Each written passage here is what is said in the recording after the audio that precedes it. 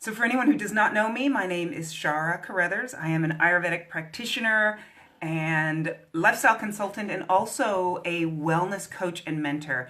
Primarily, I work with women who feel as though they have somehow lost their spark or feel like they can maybe their lives can be a little a little sparkier, maybe a little more energetic or a little bit more joyful, and they are looking for a holistic. So holistic means everything that encompasses all of it: lifestyle, the food that they eat, the way that they move, the way that they think about themselves. They're looking for a more holistic way of feeling and being their authentic selves.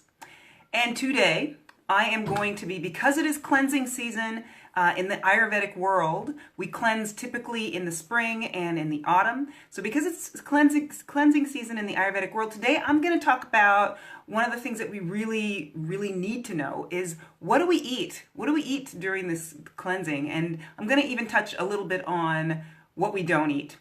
And so if you've got questions, hold those to the end. I'm happy to answer them, or you can pop them into the comments if you can't stay to the end. I'm going to try to keep this really short and sweet so that you can take this with you into your day. So I'm going to talk to you for 1 minute about Ayurvedic cleansing.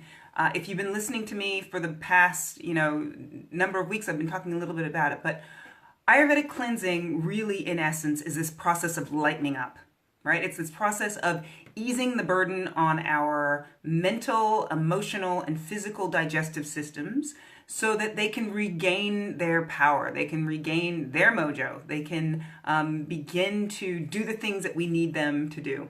And so we've got lots of tools for doing this, but food is one of the most powerful ones that we have. One of the other things that we're doing for our Ayurvedic cleansing is we're also reducing some of the toxic goo that is built up in the body, mental and physical. In Ayurveda, we have a word for this, and it's called ama. And so Ayurvedic cleansing is about lightening up, and it's about reducing toxic goo. But the thing is, when people think about lightening up, they often think, well, right, I'll just skip meals altogether. And a lot of cleansing and detoxing that you see out in the marketplace is really about cutting food right down to the minimum. So juice cleanses and, those things where you're drinking some kind of cayenne lemonade and things like that. But the thing to know or to understand is that when the body is starved, it's stressed. When it's starved, it's stressed. And so Ayurvedic cleansing is really about ensuring that you're nourished, that the body is nourished, right? The body and mind, more importantly, are nourished so that you can efficiently and effectively do what you need to do. Can efficiently and effectively rebuild. So, how do we do this with food? Well, we eat foods that are nourishing, we eat foods that are easy to digest, and we avoid foods that are heavy. So this is going to be things like meat, dairy. We avoid things that are processed. And we also avoid things that are overstimulating. So typically when I'm cleansing, we drop anything processed. We drop meat, we drop dairy, we drop caffeine, and we drop, sodas or anything that has caffeine in it, chocolate, we drop that. So these things, what we're trying to do again is we're trying to rebuild those digestive systems. So anything that's overly distractive or overly heavy is really going to get in the way of that. So what do we eat then? Well, we eat foods that are warm. As you can imagine, foods that are warm are going to be far easier on the digestive system. They're going to be far easier to get through. And also they're a lot more comforting, regardless of how simple or quote unquote easy an Ayurvedic cleanse is, perhaps relative to a juice cleanse or one of those cleanses where you do feel like you're starving and it's a real psychological effort in willpower. What we want to make sure of is that we're having foods and things that are going to be good for the digestion. They're going to be easy for us to get through. So we want things that are warm. We're going to want to have things that are moist, and we're also going to want to have things that are spiced with spices that help to burn through some of that ama, right? That toxic goo. And so yeah, there's a reason for our spices. So when we're cleansing, we're going to want to include things like cinnamon.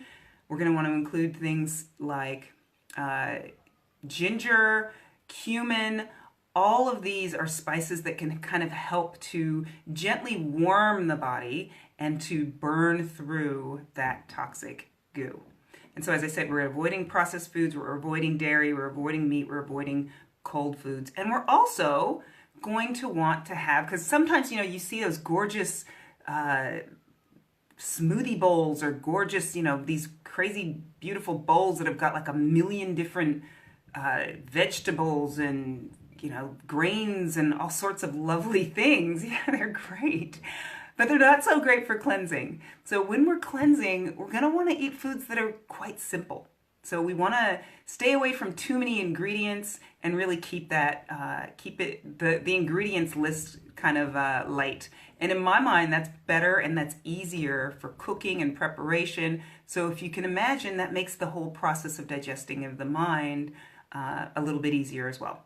So I'm going to share with you some of my favorite things, from some of my favorite ingredients and some of my favorite dishes for cleansing. And I'll talk, next week I'll talk a little bit about the process of cleansing, but just to give you a kind of a high level, let's talk about the first one, which I'll just spend a little bit of time on because most folks already know about this, khichdi. So khichdi is typically the Ayurvedic mono-diet cleansing dish. The beauty of khichdi is that it's yummy. It's super yum. It's a combination of mung dal, so you can use split yellow mung dal, which is what we typically use, and basmati rice. It's a complete protein, highly nourishing, and the good thing is it tastes really good too. So the challenge with khichdi often is ensuring that we don't eat too much. So khichdi, as I said, is one of the favorite things that I typically do when I'm cleansing. And when you hear about cleanses, especially Ayurvedic cleanses, often you're gonna hear about khichdi. But the thing with khichdi, as great as it is, sometimes you can't just eat. You don't necessarily feel like having khichdi day after day after day. And anybody who's done any cleansing with me gets this. And so what I do in cleansing is I also include other things that fit those rules that we talked about before. Khichdi, Kitchari. So what I do is I try to vary it a little bit so that, so that the mind doesn't just get worn out and tired out with eating the same thing. So let's say a typical morning on a cleanse would be something like a porridge. And so I like to make that porridge kind of soupy, kind of not too stodgy or not too sticky. And that would include a porridge of oats or maybe perhaps some other type of grain. Amaranth is quite nice. Millet is very good. Barley is good. And sometimes quinoa. Folks will have quinoa as well. So you want to make sure that your porridge isn't too sticky or too stodgy. You might want to have some stewed fruit either instead or alongside. Again, you can start to get a sense that these things are easier on the digestion. So porridge, stewed fruit, and there's also sometimes a warming drink either with that or instead of that, depending upon how hungry you are, called yogi breakfast. And yogi breakfast is fantastic. It's milk-based, whether that's rice milk or soy milk or we typically want to stay away from cow's milk, but it's warmed milk, so it makes it slightly lighter and easier on the digestion. And we mix that with a bunch of spices, and it is one of the most yummy things and soothing things as well. So breakfast can be light, porridge, stewed fruit, yogi breakfast. Lunch, we're going to make that our biggest meal of the day. So that's going to be the one where you're going to probably want to have some khichdi. If you're not having khichdi with that, or it's not a non-khichdi day, there's rice soup is great, so yummy. I've got a rice soup recipe in my book that's got a bit of watercress mixed in with that, a little bit of lemon, and it's so yum. It's sort of a bit of a waterier risotto, and it's really nice. It doesn't have the white wine in it, but it's a really nice and nourishing and satisfying meal. Also, green mung bean soup is really, really terrific. It's taking the whole green mung beans and it's basically just boiling them and throwing some spices in there with them. Really nice and very simple.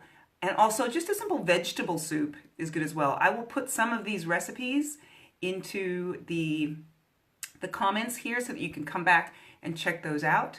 And then a dinner. Dinner is usually going to be our lightest full meal of the day. And so for dinner, and when we're cleansing, we avoid snacking, right? We try to make sure that we're getting just enough food at our meals so that we don't feel hungry in between. So dinner is going to be perhaps going back to that stewed fruit. Apples and pears are terrific. They're really nice. They're obviously easy to stew, but they're also quite good for cleansing. Stewed greens. Stewed greens is something you can actually have along at in your lunch meal as well, or even if you feel like having those for breakfast. Greens are beautiful. They've got that bitter quality to them, and the bitter quality is actually quite antiseptic and is great for cleansing. So what you want to do, though, to make them easy enough for digesting is you want to stew them. You can stew them with maybe a little bit of ghee, pinch of salt, and some of those warming spices that I mentioned. So stewed greens is great. Stewed fruit is lovely. And I'm talking about greens like kale, dandelion greens are great, spinach is terrific, beet greens are terrific as well. And even some of the Chinese greens can be nice. They're a little bit watery, and that's terrific. And then right back to that vegetable soup is really nice. Something light, something nourishing, and obviously something that's going to be easy for you to digest. And there's a lot of different, these are just kind of simple ingredients, but there's a lot of different ways that you can combine these things to make them, I've said the word many times, but to make them nourishing and really satisfying for you. Again, as we move through our cleansing process, we want to make sure that both the mind and the body are nourished and satisfied. I can tell you that makes it a lot easier, and interestingly enough, that helps the body to do what it needs to do a lot easier as well. I'm trying to think, there was maybe one other thing I wanted to share with you. Yes, throughout the day, you want to be taking, throughout the cleanse, you want to be ensuring that you're getting enough moisture. And what I typically do is I take teas. Teas are really great for cleansing, and for a couple of reasons. One, because they often will include those herbals or spices that help to keep the digestive fire burning. And also they are moisture. They help moisturize the body, the tissues, which can help to flush through and flush out some of the toxins and things that you're actually working up. One of the favorite teas for Ayurvedic cleansing is called CCF tea. CCF stands for cumin, coriander, and fennel. So we add cumin seeds, coriander seeds, and fennel seeds, and we just stew them a little bit. We just brew them a little bit, and you can sip on that tea or as a tea throughout the day. It's really nice. If you try these things, you'll notice what's happening in the body. You'll feel that digestive system kind of getting a little bit of a kick. You can also have other types of tea. Cinnamon tea is really nice. Ginger tea is terrific. Sometimes Tulsi tea is also quite nice. It's very nice for keeping the mind nice and calm. And throwing in maybe some cardamom pods in with your cinnamon tea is also really good. Or your go-to warm water with lemon and a little bit of ginger in there helps as well. Again, all these things help to keep that fire burning. And they also help to keep the body nice and warm as it does the work it needs to do to clear things out and lighten up. So that's all I got to share with you for food. As I mentioned to you before, I will throw some of the recipes into the comments. And if you're trying them, great, I'd love to hear about it. We start our cleanse May the 1st. If you haven't already jumped on board, I would highly recommend and of course invite you to jump on board with us as we move through a 10-day cleanse incorporating all of these things, these practices and these foods. It's a really great way to give Ayurveda a try, Ayurvedic living a try if you haven't already. And if you have already, then you understand the importance and the pleasure of this process of cleansing. If you have any questions, I'm going to hang out here for just a couple more minutes and get those answered for you. Or you can also just pop your questions if you're seeing this sometime later when I'm not live. You can pop your questions into the comments and I would be happy to answer them for you.